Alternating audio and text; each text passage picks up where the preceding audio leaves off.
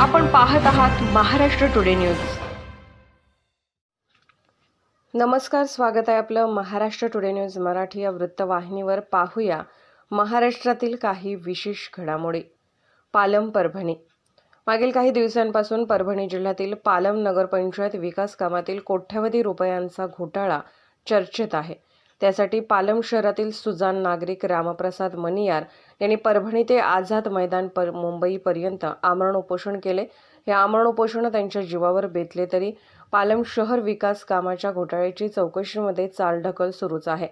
नगरपंचायत अधिकारी कर्मचारी आजही आपली मनमर्जीप्रमाणे शहराच्या विकासाचे 3-13 करून ठेवले। शहरातील नालीचे घाण पाणी रस्त्यावर तर आलेच, त्याचबरोबर पावसाळ्यात घरात सुद्धा येते।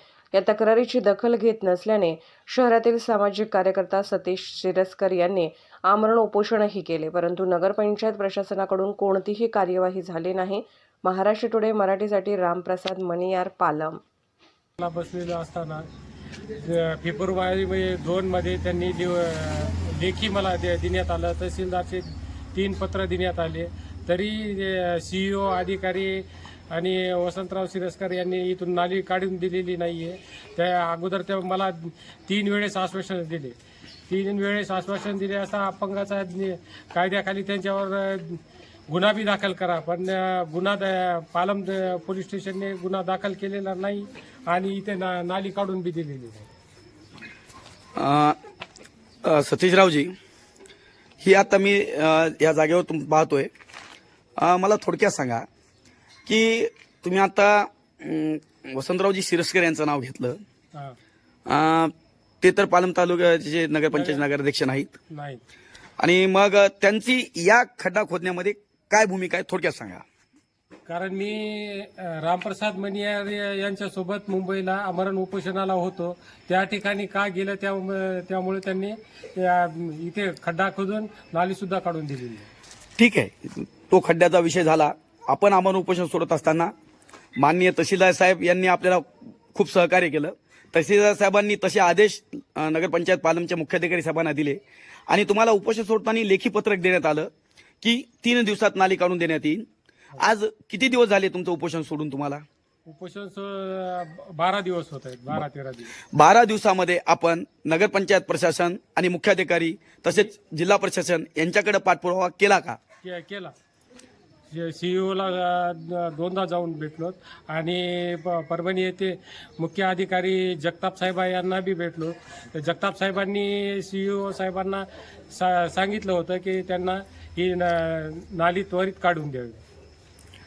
ताई, या संदर्भीय या ठिकाणी जो काही समजा ही पाणी हे रस्त्यावर सोडलंय आणि काही जणांच्या घरापाशी सोडलंय, यामुळं आपल्या घरांना आणि आपल्याला त्रास होतोय, जो काही होतोय तो आपण सांगा।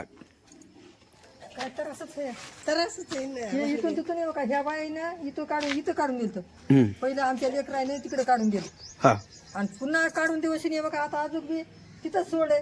मग हे त्रास हे आम्हाला हे घरानं माझ्या घराला लई त्रास आहे। तुमच्या घराला त्रास आहे, तुम्ही याबद्दल जे काही काम करायला लोक आलती त्यांना आपण सांगितलं असेल ना? ते नाही सांगते, नबाड बोलू नाही, ठीक आहे, जे तुमचं सत्य आहे ते सांगा। पण आज हा तुम्हाला वाटलं नाही, आज तुम्हाला हा त्रास आहे, ठीक आहे? मलाच आहे जास्त। नाही, तुम्हालाच म्हणून नाही, जे कोणी इथं उभा टाकले, हा ज्या रस्त्यावरून जो कोणी प्रवास करत असेल हा त्यांनाही त्रास होत असेल। आजी, हा जो काही त्यांनी आता तुमचं काय मत आहे की ही त्यांनी नाली काढून द्यायला पाहिजे होती की नाही? नाली काढून द्यायला पाहिजे होती। देणार नाली काढून आम्ही वाट बघायला कोणी जर पडलं जाणार त्रास नाही तर काय त्रासच। आणि दुसरी गोष्ट, या ठिकाणी जो शोषखड्डा खोदला होता, हा बरोबर आहे, तो आता बुजवला यांच्या आमरण उपोषणानंतर सतीश शिरस्कर।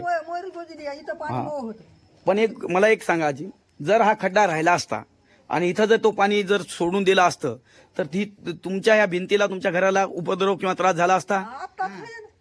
इथलं बघा, गुजरी नाली गुजरी तिथून मी पाणी काढते बघा, वाड्याचं पाणी कुठे जाणार आहे? आता सर्व पाणी इथे येणार। आता एक तुम्हाला विचारतो, आता तुमची काय मागणी आहे नगरपंचायत प्रशासनाला? काय मागणी? पाणी नीट करावं, इथून तिथून पैप इथून तिथून टाकावं हा, आणि नालीचं सांगा, नालीचं सांगा।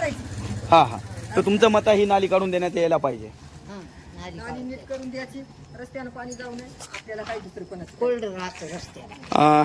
आमरण उपोषण करता म्हणून आपण आपल्या व्यक्तिगत स्वार्थासाठी तर म्हणता येणार नाही, कारण तुमचं व्यक्तिगत काम ते होतंच.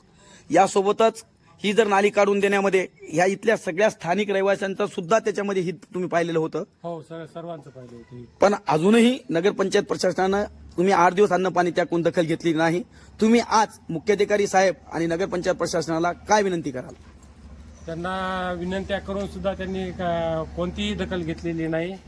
तर यासाठी यांच्यावर नियमाने कारवाई करून यांना सस्पेंड करून त्यांच्यावर गुन्हे दाखल करावे. हे तर तुमच्या गुन्ह्याची बातमी झाली. या नालीच्या संदर्भात तुम्हाला काय सांगायचं? पूर्णतः आम्हाला नाली काढून द्यावी हेच एवढीच मागणी होती. फक्त खड्डा बुजून पूर्णतः पाणी तिकडे काढून देण्यात. आज पल्स 24/9 चैनल परभणी जिले के